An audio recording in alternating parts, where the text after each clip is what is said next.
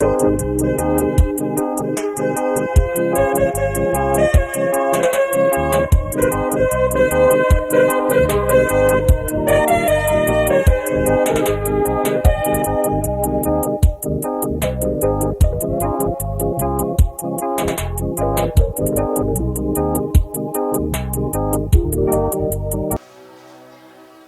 soit rendue à notre Seigneur Jésus-Christ, le ressuscité de troisième jour, celui qui est vivant.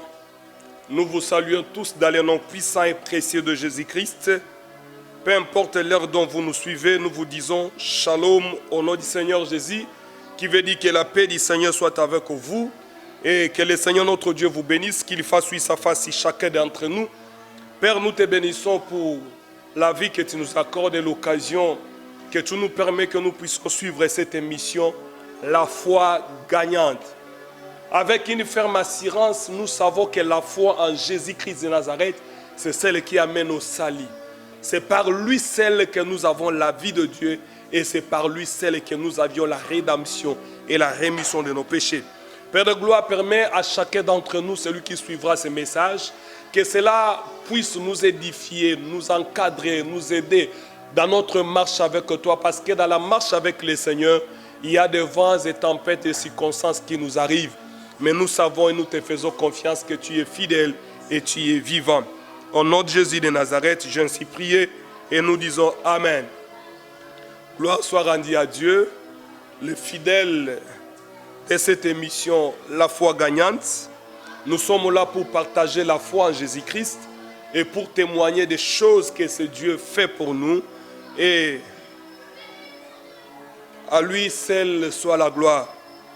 Je vous prie là où nous sommes, nous pouvons ouvrir nos Bibles dans les livres de Matthieu, l'évangile selon Matthieu, le 8e chapitre, le verset 23 jusqu'au 27e verset. C'est un texte qui nous a toujours été partagé. Peut-être que vous aviez déjà lu ce texte. Mais il a plu au Seigneur que nous puissions attirer quelque chose pour notre vie, pour notre foi. Parce que pendant que nous marchons avec le Seigneur, peut-être vous vous trouvez dans le chemin dont le Seigneur lui-même vous a indiqué. Vous êtes dans un travail que Dieu lui-même vous a donné, mais ce qui est en train de vous arriver dépasse votre entendement. Mais bien aimé, sondons un peu les Écritures. Quand j'ai découvert dans les Écritures, il y a quelque chose qui est arrivé pendant que le Maître lui-même était en chair et en os avec les disciples. Lisons au nom de Jésus. Il monta dans la barque, ses disciples le suivaient.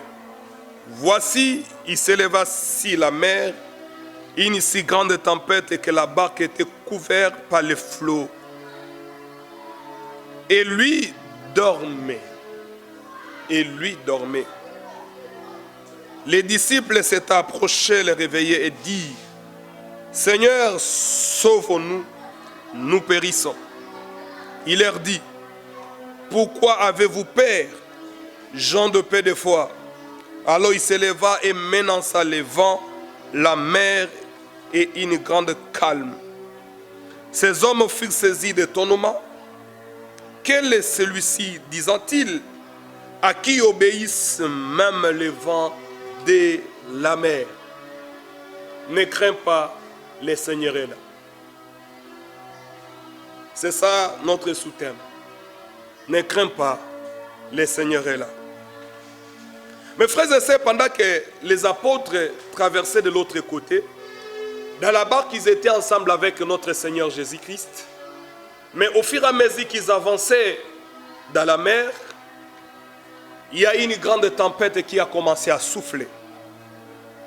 Lorsque cette tempête commençait à souffler, nous avions tiré certains éléments que nous appelons les attitudes. Le premier attitude que nous avions remarqué chez les disciples, c'est le reflet que tout homme peut avoir. Lorsque les circonstances difficiles, néfastes peuvent arriver, peut-être vous me suivez, les disciples, comme parmi eux, il y avait Pierre, et 90% de ces disciples-là, ce n'était que de pécheurs.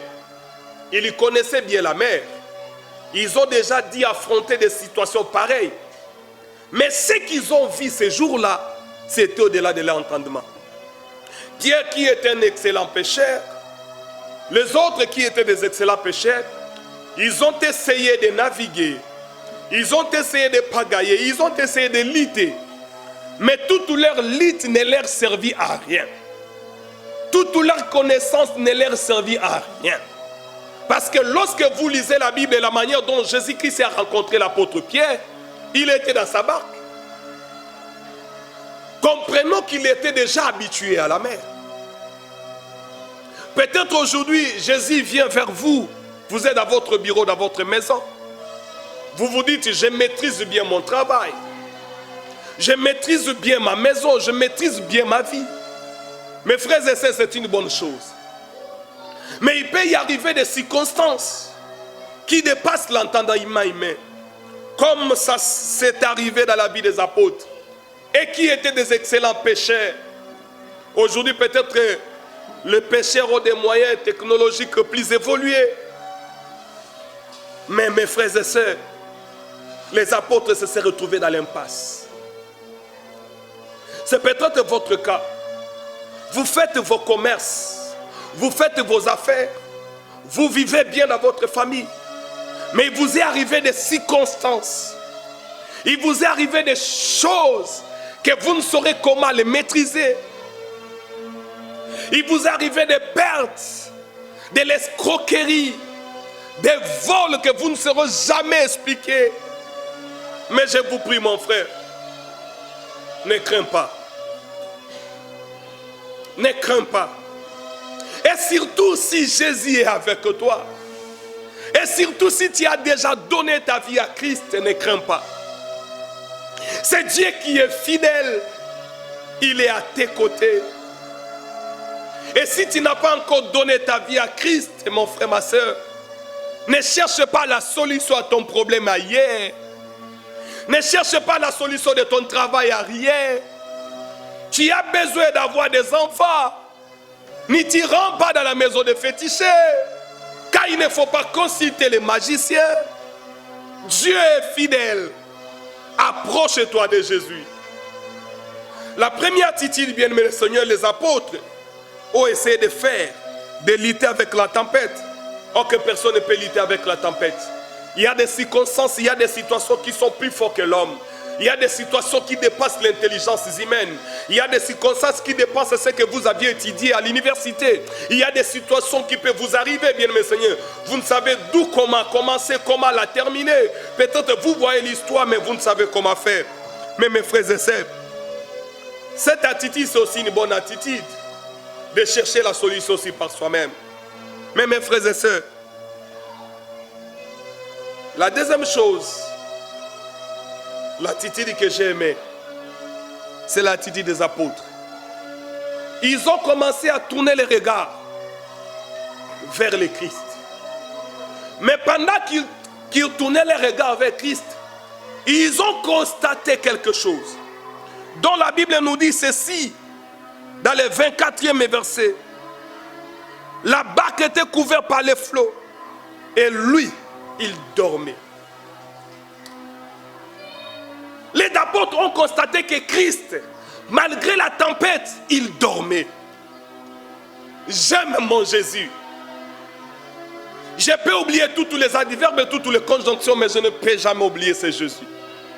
Un homme formidable, un homme excellent, un homme qui ne s'agite pas. Lorsque les problèmes, les circonstances, les vents et marées viennent, il ne s'agite pas. J'aime Jésus.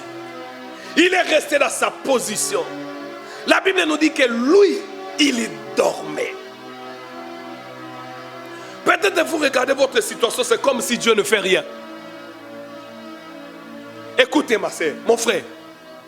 Si vous constatez que Dieu ne fait rien, parce que vous comptez d'abord sur vos efforts, vous comptez sur vos amis, vous comptez sur vos relations. Mais lorsqu'ils ont tourné les regards vers Christ, ils ont constaté que Christ dormait. Je ne sais pas aller au-delà de ce que la Bible ne me dit pas. Restons dans la Bible, on nous dit que lui, il dormait. La deuxième attitude, lorsque vous avez des situations, des problèmes qui vous dérangent, même si la tempête est grande, Mes frères et sœurs, tournez les regards vers Christ. Car lorsqu'on tourne les regards vers lui, on ne rentre jamais les visages couverts de honte. Tournez votre regard vers Jésus. Même si vous constatez, vous remarquez qu'il n'a encore rien fait, cela ne veut pas dire comme il n'a pas encore fait quelque chose. Il ne fera rien. Pendant la tempête, lui il dormait. Il ne faisait rien. Mais les apôtres faisaient ce qu'ils savaient faire. Mais c'est lui qui dormait. C'est le seul homme qui savait parler à la tempête. C'est le seul et l'unique personne. Les apôtres pouvaient batailler. Les apôtres pouvaient naviguer. Mais il n'y a que lui seul. Celui-là qui dormait. C'est Jésus de Nazareth. Et celui qui avait la capacité de calmer la tempête. Les vagues lui obéissent. Quel est cet homme formidable? Mais à qui est-ce que vous tournez vos regards lorsque vous êtes inquiet? Lorsque vous êtes malade? Lorsque vous avez des problèmes, vous tournez vos regards vers qui? Tournez les regards vers Christ. Placez votre confiance à Jésus. Lui, il agira au temps opportun. Dans leur attitude, ils ont constaté qu'ils dormaient. Bien-aimé, tourne le regard vers Dieu. Et ce Dieu-là donnera la solution à ton problème. Même si vous et moi, nous sommes incapables de solutionner nos problèmes, mais lui, il peut le faire. Il est un Dieu fidèle. La troisième des choses, j'aime dans ce texte. La Bible dit, les disciples s'étant approchés, les réveillant. Mon frère, ne vous éloignez pas du Seigneur. Aujourd'hui, beaucoup d'enfants de Dieu, lorsqu'ils ont beaucoup de problèmes, ils s'éloignent du Seigneur, ils cherchent des solutions ailleurs. Combien des enfants de Dieu qui ont des solutions venant du Seigneur, mais ils se sont éloignés de Dieu. Mais ici, les disciples, lorsqu'ils ont eu des problèmes, ils se sont approchés. Je vous prie, mon frère, approchons-nous de l'Éternel. Avec un cœur sincère, avec un esprit bien disposé. Ne t'éloigne pas du Seigneur parce que tu n'as pas à manger. Tu n'as pas encore eu la nationalité, les documents, tu n'as pas encore eu les mariages. Cela n'est pas une raison de s'éloigner du Seigneur. Mais ici, les apôtres se sont approchés du Seigneur. Même si vous constatez comme si Dieu n'a encore rien fait pour vous, je vous prie, mes frères et sœurs, approchez-vous de lui. Même si vous constatez qu'il n'y a personne qui vient à votre secours, bien-aimés dans le Seigneur, approchons-nous de ce Dieu-là. Les apôtres se sont approchés du Seigneur. Est-ce que vous et moi, nous pouvons nous efforcer à nous approcher du Seigneur? Est-ce que mon frère, ma soeur, tu peux t'approcher de ce Dieu-là? Mais aujourd'hui, beaucoup de personnes, puisqu'il a eu l'argent, ils s'éloignent du Seigneur. Et l'apôtre Pierre nous dit dans 1 Pierre chapitre 2, le verset 4e, il dit, approchons-nous de lui, la pierre vivante est rejetée par les hommes, mais choisie et précieuse est devant Dieu. Bien-aimé, approche-toi du Seigneur. Approche-toi de Dieu de tout ton cœur. Peu importe les problèmes, les situations que vous avez, approchons-nous du Seigneur. Et lorsqu'on s'approche de nous, même tout ce qui était mort, lui, la pierre vivante, il redonnait la vie, même aux muscles, même aux os qui ne pouvaient plus vivre. Lorsqu'on s'approche de lui, il peut redonner la vie, même à vos cellules, des corps qui sont déjà morts. Vous avez la cancer. Je ne sais pas à quel stade vous avez la tuberculose. Mais le Seigneur, lorsqu'on s'approche de lui, la pierre vivante, il est capable de nous redonner vie. Il est capable de redonner de vie à ses cellules. À vos souches mortes, Jésus-Christ peut le faire. Mais nous devons nous approcher de Dieu. C'est la troisième chose que les apôtres ont fait. Ils se sont approchés du Seigneur. La première, nous avions dit, ils ont fait ce qu'ils connaissaient. Ils ont fait par leurs efforts. La deuxième chose, ils ont tourné le regard. Et ils ont constaté que Christ dormait. Et la troisième chose, bien aimé, ils se sont approchés. Mais il se passe des choses lorsqu'on s'approche de ce Dieu-là. C'est lui qui est un Dieu formidable. Je l'aime. Comme je venais de le dire dans 1 Pierre chapitre 2, le verset 4, il nous dit, approchons-nous. L'apôtre Paul nous interpelle, nous appelle, nous disant, approchons-nous de lui, pierre vivante, rejetée par les hommes, mais choisie et précieuse devant Dieu. Qui est précieux devant Dieu? Ce n'est que Jésus de Nazareth. Ce n'est ni vous ni moi, Seigneur, mes frères. Approchons-nous de Jésus avec un cœur sincère, avec un esprit bien disposé. Peu importe les situations que tu traverses, peut-être la situation que tu traverses, elle est semblable à ces vents, à ces tempêtes que les apôtres ont connues. Mais dis-moi, ils se sont approchés. Mais je me suis posé cette question. Pendant qu'il y avait une forte tempête, comment est-ce qu'ils marchaient? Je pense que les apôtres marchaient en titiba. Je ne sais pas s'ils cherchaient à s'appuyer sur quoi pour arriver là où le Christ était. Même si pendant votre marche avec le Seigneur, il vous arrive d'être secoué par des circonstances, par des amis, par des situations difficiles, vous n'avez même pas quoi manger, quoi vivre. Mais bien aimés dans le Seigneur, approchons-nous. Approchons-nous de la pierre vivante, c'est celui qui donne la vie là où il y a la mort. Et l'apôtre Jacques nous dira une chose, bien aimé, j'aime ce texte. Dans Jacques chapitre 4, le 8e verset, il dit ceci, approchez-vous de Dieu. Approchez-vous de Dieu. Il s'approchera de vous. Si tu ne t'approches pas du Seigneur, il ne s'approchera pas de toi. Bien-aimé dans le Seigneur, si je joins à ce texte, si les apôtres ne s'étaient pas approchés du Seigneur pour le réveiller, ils n'allaient pas se réveiller. Les situations que vous avez, approchez-vous du Seigneur. Venons prier pour cette situation. Venons, énumérons les faits, plaidons pour notre cœur. Bien-aimé, combien de gens aujourd'hui qui ne s'approchent plus du Seigneur? Ils disent qu'ils ont la foi, mais les gens qui ont la foi, qui s'approchent du Seigneur, ils s'approchent comment? Dans le même texte de Jacques chapitre 4, le 8e verset, il dit, nettoyez nos mains pécheurs, purifions nos cœurs, hommes irrésolus. Bien-aimé, tu veux vivre la main de Dieu, tu veux que Dieu puisse calmer la tempête, tu veux que Dieu puisse te guérir. Nettoie tes mains pécheurs. Approche-toi avec un cœur sincère. Un cœur sincère. Et lorsqu'on s'approche de ce Dieu-là, il nous fait du bien. Bien-aimé, qu'est-ce qui t'éloigne du Seigneur?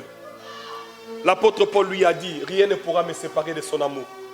Ce n'est ni l'abondance, ce n'est ni la richesse, ce n'est ni la nudité, ce n'est ni les amis qui pourra me séparer du Seigneur. Mais examinez-vous vous-même, mon frère. Qu'est-ce qui vous empêche de vous approcher du Seigneur? Parce qu'on vous a raconté des histoires. Il y a des histoires qui vous éloignent de Dieu. Oui, aujourd'hui, les enfants de Dieu oublient que l'Antichrist est là. Que les agents, les ambassadeurs de l'Antichrist sont déjà là. Ils font tout pour que les gens s'éloignent du Christ. Ma sœur, approche-toi du Seigneur. C'est pourquoi il y a de ces hommes-là, de ces personnes-là qui veulent t'éloigner du Seigneur. Ne les écoutez même pas. Ne donnez pas votre oreille à n'importe qui. Il veut seulement vous éloigner du Seigneur. Mais vous qui me suivez, je vous appelle. Si vous avez la foi que Jésus-Christ est le Seigneur, bien aimé, approchons-nous encore de lui. Même si nous sommes nus, même si nous n'avons pas à manger, même si nous avons des millions, nous avons des milliards, mais nous sommes appelés de nous approcher de ce Dieu-là. Même les milliards que vous avez, même les comptes que vous avez en banque, bien aimé Seigneur, si le Seigneur ne vous donnait pas la vie, vous ne les aurez pas. Approchons-nous de ce Dieu-là. Et quand on s'approche de ce Dieu-là, bien aimé Seigneur, on ne rentre jamais les visages couverts de honte. Et lorsqu'ils se sont approchés, ils ne se sont pas seulement limités à l'approcher. Ils l'ont réveillé. Quelles sont les actions que vous posez qui peuvent réveiller le Seigneur? Est-ce que vous pouvez les réveiller par vos prières? Est-ce que vous pouvez les réveiller par vos chants? C'est pourquoi, bien-aimé Seigneur, aujourd'hui notre exhortation ne sera pas très longue. Nous aurons aussi un temps de chanter seulement, de l'invoquer, de nous approcher de lui au travers de nos chants, au travers de nos prières. À la fin, je crois avec la grâce de Dieu, nous aurons un 5-10 minutes pour chanter, pour célébrer Dieu.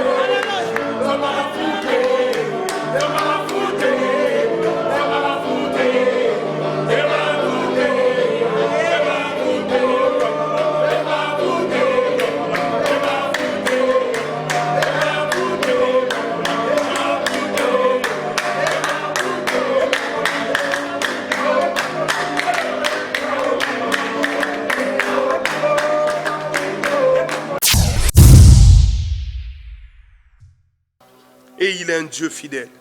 Et révèle le Seigneur. La quatrième des choses, les apôtres, lorsqu'ils se sont approchés, ils ont réveillé le Seigneur. Et la cinquième des choses, ils ont demandé au secours en disant ceci. Seigneur, sauve-nous, nous périssons. Les voies que vous suivez, mon frère, elles vous amènent à la perdition. Crie vers le Seigneur. Les fétiches qui est dans votre lit, votre bouteille là, ce qui vous donne de la force là, qui vient du monde des ténèbres, mon frère, ma sœur, ne vous sauvera pas. L'unique personne qui peut nous sauver, c'est Jésus. L'unique personne qui peut nous sauver, c'est Jésus. Crie vers lui. Approche-toi de tout ton cœur. Et ce Dieu nous fera du bien. Oh Seigneur, aide-nous à nous approcher de toi de tout notre cœur. Aide mon frère, ma sœur à s'approcher de toi. Bien, mais nous devons nous approcher du trône de la grâce. Là où il y a les salis de nos âmes et de nos cœurs. Approchons-nous de ce Dieu vivant.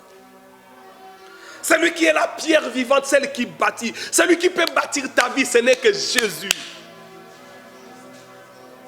Je ne viens pas vous flatter, bien-aimé Seigneur. Je ne vais pas multiplier de vaines paroles, bien-aimé. Je vais seulement vous lancer un appel. Approchons-nous de Dieu avec un cœur sincère.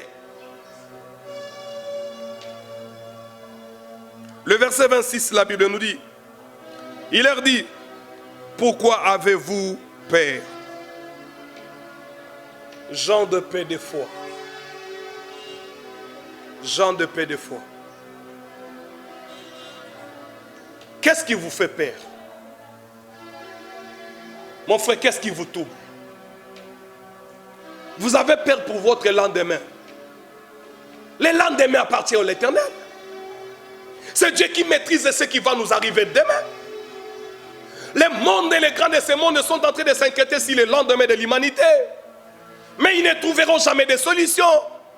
C'est que les hommes, les grands hommes et les scientifiques qui cherchent comme un lendemain meilleur, c'est ce qui amène encore la perte de ce monde. Car le lendemain appartient à l'Éternel. Le lendemain appartient à l'Éternel. N'ayez pas peur de votre lendemain. N'ayez pas peur pour vos enfants, car le Seigneur prendra soin d'eux. Je sais qu'il est un Dieu vivant. Remets-toi et recommande-toi en lui. Et ce Dieu te fera du bien.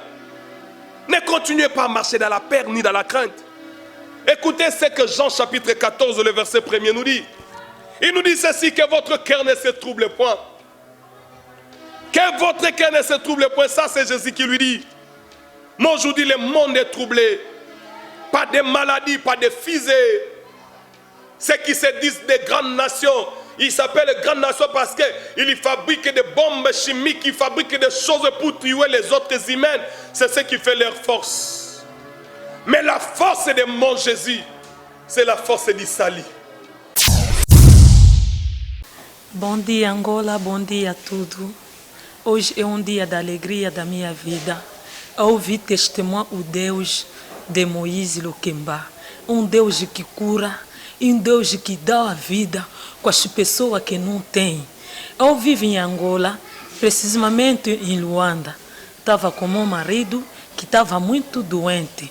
Andamos muito no hospital do Maria Pia, pagamos dinheiro, vamos na África do Sul, quase tudo não deu certo. Mas vemos aqui em Congo Kinshasa, tem homem de Deus que rezou para minha vida com meu marido. Hoje ele está a andar, está a comer, está a fazer tudo. Graças a Deus. Deus é bom. Você que anda me seguir na televisão, nessa emissão que está a passar, não fica calada. Vê só procurar esse Deus de Moisés Luquemba, esse Deus que é bom.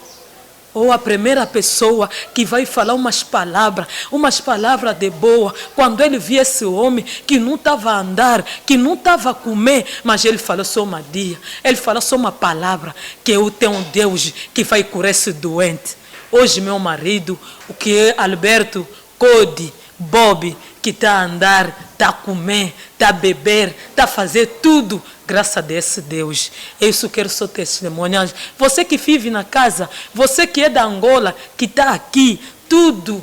Que quando Deus quer curar, Ele anda a curar. É isso que eu quero dar obrigado nesse Deus de Moise Lokemba, que curou a minha marido, que minha família, que dá alegria na nossa vida. Esse Deus curou só meu marido, não. Ele só está continuando de curar cada doença. Se você tem um problema, se você não tem um trabalho, vem só aqui, no Cidade do Rema, você vai dar uma resposta. Se você está doente, não tem família, não tem uma pessoa de te ajudar, tem uma pessoa que está aqui, homem de Deus, que tem coração aberto, que tem mão aberto, que está a dar, que está a ajudar, que anda a andar cada casa de cada pessoa para ir saber o que se passa, qual é o problema, sempre tudo ele anda a curar. Quero dar só muito obrigado para tudo que está me seguindo, para tudo que está aqui. Você vive em Luanda, aqui tem vida. Você está aqui no Congo, aqui tem vida. Que está na Europa, que está na África do Sul, é tempo de procurar esse Deus de Moisés Lokemba.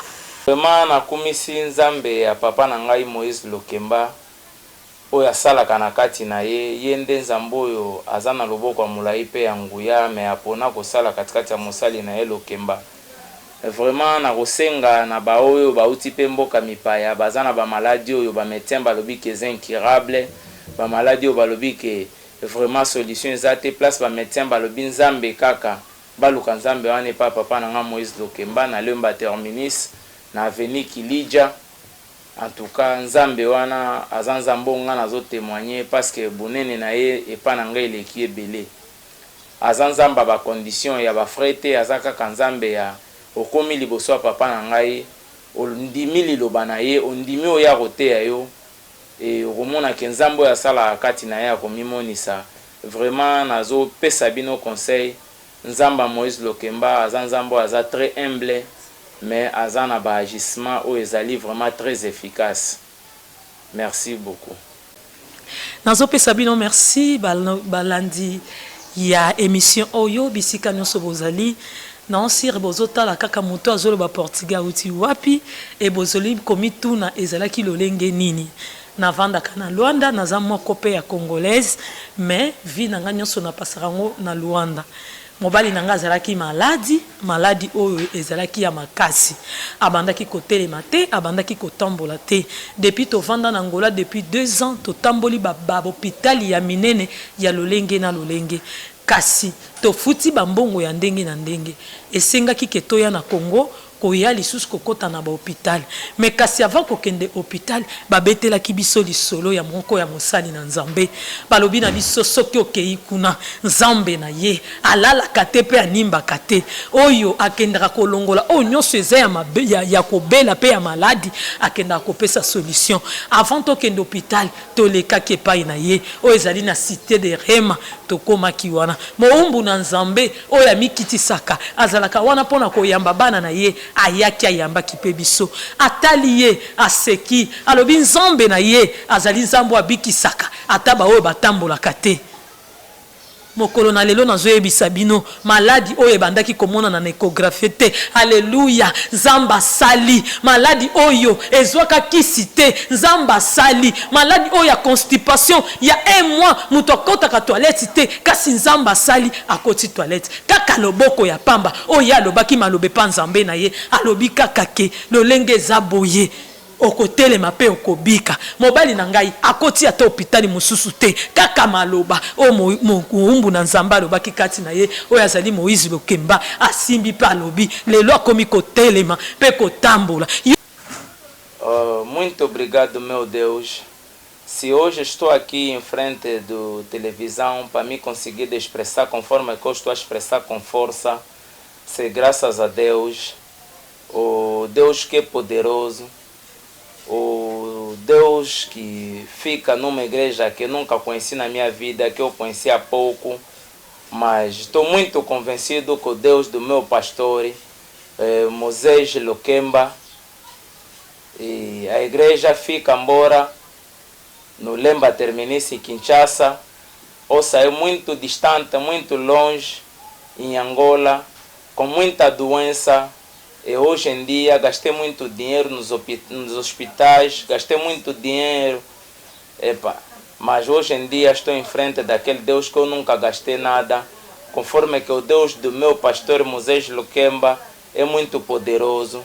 A sua mão, a mão de Deus mais comprida, que trabalha dentro daquele meu pastor Moisés Luquemba, seja para sempre na vida dele, porque se hoje em dia estou a andar em vida, porque ele me ajudou muito com as suas rezos, e hoje em dia estou em vida, sem pagar nada, por enquanto que andei na mão da muita gente, gastei muito dinheiro, mas só com a sua palavra de Deus. E hoje em dia estou em vida. Gostei muito, graças a Deus. Estou a aconselhar aqueles aí que estão em dificuldade da doença, não vamos gastar nada, mas para procurar só o nosso pastor Moisés Luquemba, em Lemba Terminice, na rua Quilija. Muito obrigado a todos. Jusqu'à la fin du temps, il sera avec nous. Bien, mais ce n'est pas de l'histoire, ce n'est pas de l'utopie. Certainement. Même au dernier instant de ta vie, Christ sera avec toi. Il ne te laissera pas. Il ne t'abandonnera pas. Et cette promesse, elle est oui, amen. Cette promesse, elle est oui, amen. J'aimerais que tu cries, même si tu es dans ton salon, même si tu me suis dans le bus, même si dans ton bureau, que tu dis, le Seigneur ne me laissera pas. Il sera avec moi jusqu'à la fin du temps. J'aimerais que tu crois cette promesse et que tu bannis la peur pour ta vie. Que votre cœur ne se trouble point. Vous avez peur pourquoi? Pendant que Christ est encore là. Pendant que l'église n'est pas encore levée. Pourquoi est-ce que vous avez peur? Arrêtez d'avoir peur. Et la Bible dit, alors il s'éleva, menant sa levant, et la mer, et il y eut une grande calme. Oh, ces hommes filles étonnés. Le temps vient, le Seigneur va vous étonner. Bientôt là, le Seigneur va vous étonner. Vous ne pouvez pas concevoir, vous allez concevoir. Le temps vient, vous ne pouvez pas avoir l'argent, vous allez avoir l'argent. Le temps vient, vous ne pouvez pas avoir du travail, vous aurez du travail. Le temps vient, vous êtes cloué au lit de l'hôpital. Vous serez étonné. Au milieu de la nuit, vous avez besoin d'aller aux toilettes. Pendant que vous avez toujours envie qu'on vous tienne la main. Mais vous serez surpris. Vous avez déjà marché jusqu'aux toilettes et aller-retour. Et vous rentrez. Et c'est à ce moment-là que vous allez vous rendre compte. Moi qui ne pouvais pas marcher. Moi qui ne pouvais pas parler. Moi qui ne pouvais pas faire ceci. Mais je l'ai fait aujourd'hui. Oh, je disais à un bien-aimé. Et c'est dit, bien-aimé, à chaque fois, lorsqu'il mangeait quelque chose, il devait vomir. Et un jour, à 10 heures, sa sœur a laissé la nourriture, puisque sa sœur causait au téléphone. Lui s'est réveillé, il a trouvé la nourriture au salon, lui qui était malade. Et il a eu très faim. Il a mangé toute la nourriture. Sa sœur qui revenait, regardait au rideau, elle s'est repliée. Et lorsqu'il mangeait, il a terminé à manger, il est rentré en chambre, il s'est endormi. Et ça s'est commencé maintenant à relater à sa maman. Il a terminé tout, mon foufou. Il a très bien mangé, il n'a pas vomi. En tout cas, Dieu est fidèle. Donc, la prière que nous avions faite, Dieu a exaucé. Lorsque le frère s'est réveillé, il a dit à maman, j'ai très faim. Mais il avait oublié qu'à 10 heures, pendant qu'il s'était réveillé, il avait mangé. Lui qui ne faisait que vomir. Lui qui était très malade. Et à 14 heures, sa mère lui sert la nourriture. Il mange. Et quand il finit de manger, il prend son téléphone, il dit, ah, moi aujourd'hui c'est le 14. Je devais arriver chez les grands frères. La mère est restée stupéfaite. Personne ne pouvait dire mot. Il a pris ses sandales, il a mis la chemise. Celui qui ne marchait pas pendant un mois. Celui qui ne pouvait rien manger. Et il sortait. Il pensait comme si c'était de l'aventure. Il est arrivé chez son grand frère. Il a pris le transport. On a appelé le grand frère. Est-ce qu'il est arrivé? Oui, il est arrivé. Mais qu'est-ce qu'il y a? Lui-même qui a fait moi. Il ne pouvait pas garder la nourriture dans son estomac. Qui était très malade. Il a pris le transport seul. Il est allé d'une commune à une autre. Il est arrivé chez le grand frère. Il est assis, il a dit, grand frère, non, tu m'avais promis l'argent. Le grand frère dit, oh, je t'avais promis l'argent.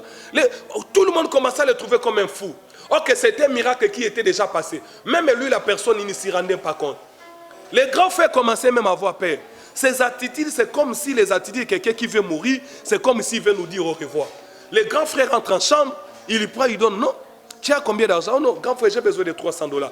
Les grands frères, il prend dans ses économies, il lui donne $500. Il dit non, tu veux faire quoi? Non, grand frère, demain je dois faire ceci, je dois faire ceci, je dois rentrer au campus, je dois faire les rides, je dois faire la défense. Les grands frères, il lui donnait, il accompagnait les grands frères à démarrer les véhicules. Il dit non, je t'accompagne jusqu'à la maison. Il partait, mais quand il partait, les grands frères ne faisaient que regarder le petit frère. Il ne comprenait pas ce qui s'est passé.